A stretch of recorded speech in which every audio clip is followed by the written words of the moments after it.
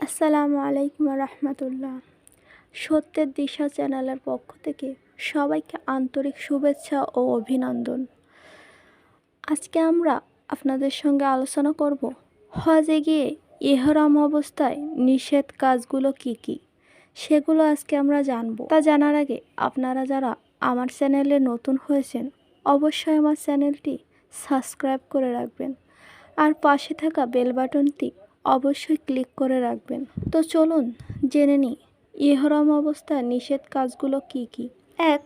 সেলাইযুক্ত যে কোনো কাপড় বা জুতা ব্যবহার, এক্ষেত্রে স্পেন স্যান্ডেল ব্যবহার করা। 2. মস্তক ও মুখমণ্ডল ইহরামের কাপড়সহ যে কোনো কাপড় দ্বারা ঢাকা। 3. পায়ের পিঠ ঢেকে যায় এমন জুতো পরা। 4. চুল কাটা বা ছিঁড়ে ফেলা। 5. নখ কাটা। 6. ঘ্রাণযুক্ত তৈল বা আতর লাগানো। 7. স্ত্রীর সঙ্গে সমাগম করা। 8. যৌন উত্তেজনামূলক কোনো আচরণ বা কোনো কথা বলা।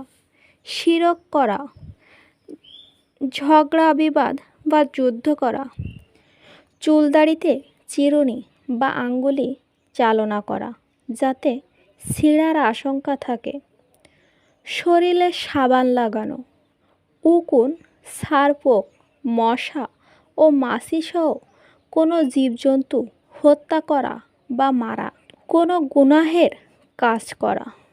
এ সবগুলো হজের ইহরাম অবস্থায় নিষেধ কাজ। এগুলো করলে কখনোই আপনার হজ পালন হবে না। এগুলো থেকে আপনারা বিরত থাকবেন। হজের আরও অনেক নিয়ম নীতি রয়েছে, সেগুলো মেনে আপনারা হজ করবেন। এরকম আরও নিত্য নতুন ভিডিও পেতে আমাদের চ্যানেলটি অবশ্যই সাবস্ক্রাইব করে রাখবেন আর পাশে থাকা বেল বাটনটি অবশ্যই বাজিয়ে দিবেন। ধন্যবাদ।